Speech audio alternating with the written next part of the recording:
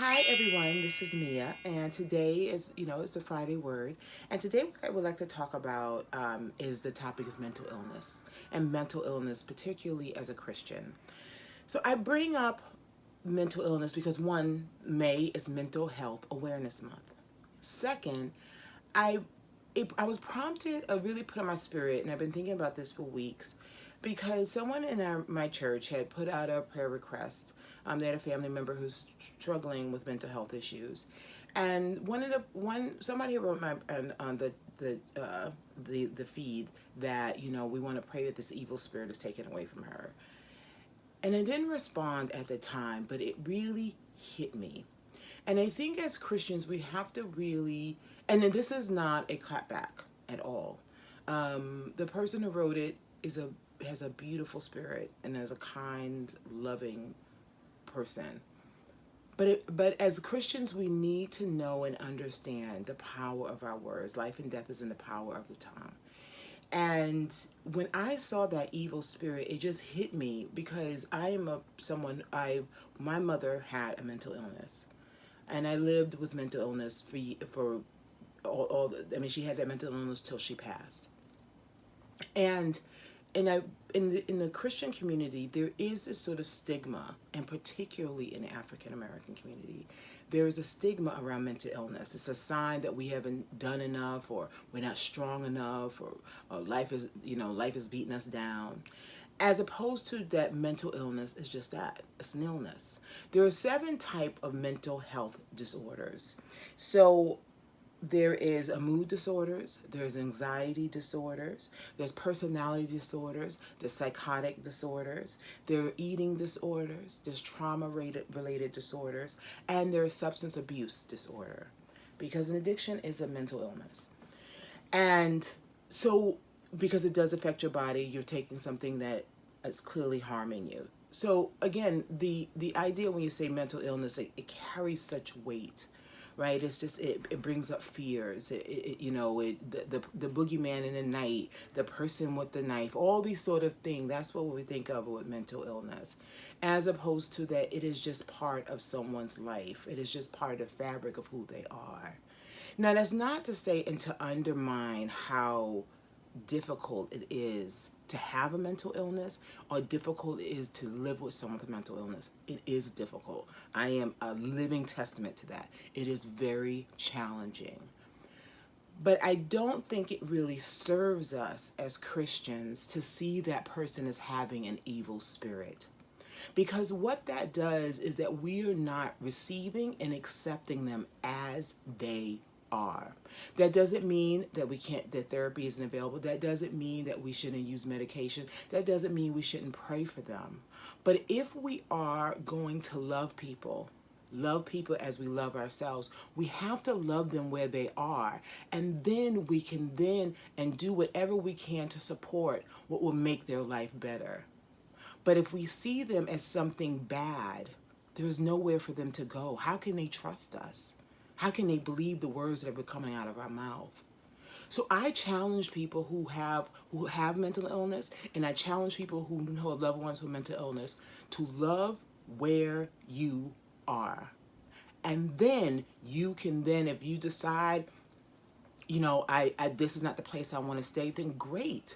You know, get therapy, do medications. But the most important part is to never think there's something wrong or bad. I am someone who struggles with depression constantly. It is a part, I don't know, is a factor of with my mother or something, I'm not sure. But it is something I struggle with. And I know that I am not alone in that. And there have been many famous people through our life. People like Harriet Tubman, who at one time people thought she had a mental illness. She heard voices. There was some people would have had her put away if she hadn't been able to be strong in her faith. Lincoln struggled with depression. Winston Churchill struggled with manic depression. MLK, Martin Luther King, had severe bouts of depression to the point they thought that he should really seek help, and he refused. So it is not new. Anne Sexton, who you probably don't know unless you love poetry, but she's one of my favorite poets. She was in and out of mental hospitals. Virginia Woolf. So many of the people who have changed lives, who've created great work, created great art, have struggled with depression. And if we had seen them as people with evil spirits, we'd have never got a chance to see who they are. So a lot of times those people had to cover up and keep it secret for fear that someone wouldn't accept them. And as Christians, it is our job, it is our absolute responsibility to be that place where people can come in their most vulnerable, fragile states and say, this is who I am. And we need to love them at that place and then assist them to wherever they're going.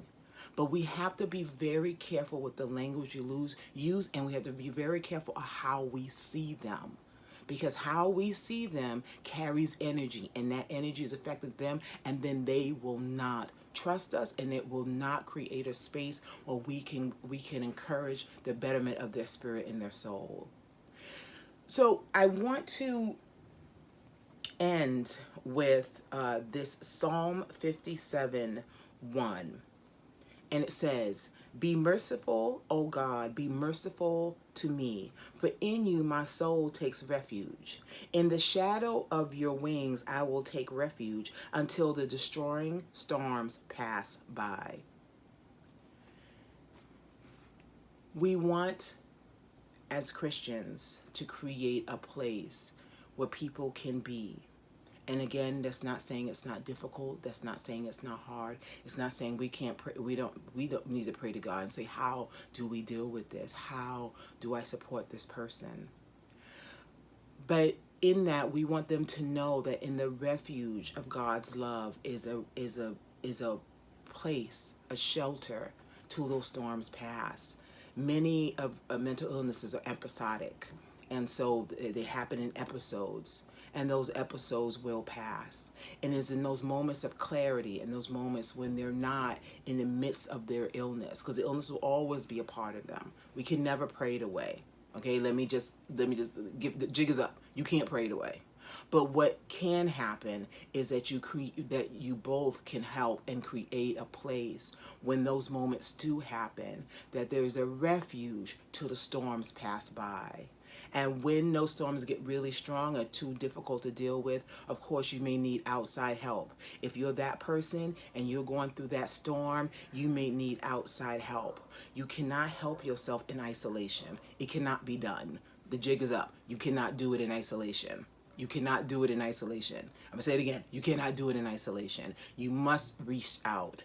And I pray that as Christians, we are that person, that place where we can be. Of course, that's not saying that you're an endless source of comfort at all times and all day. You're human. You have your own life to live.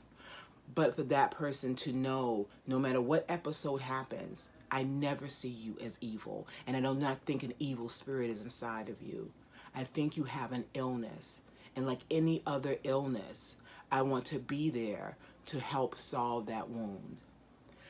I hope this is helpful for someone. I hope that this brings comfort to someone. I don't want people to feel alone, because I felt very alone when I was younger. I didn't know anyone else who had a parent with mental illness. So I understand how difficult that can be. Do not feel alone. Do not feel ashamed. My mother raised me and my sister. We are two college graduates. I have never in my life put a substance in my system. I think I live a pretty decent life. My sister is a prodigy talent with her art. So do not feel like life is over or there is not other options. There is. It's just an illness. Nothing less, nothing more. All right, guys, I hope you'll join us tomorrow in prayer chat. The information will be above or below. And if you don't, I hope to see you and hear from you next week. Bye.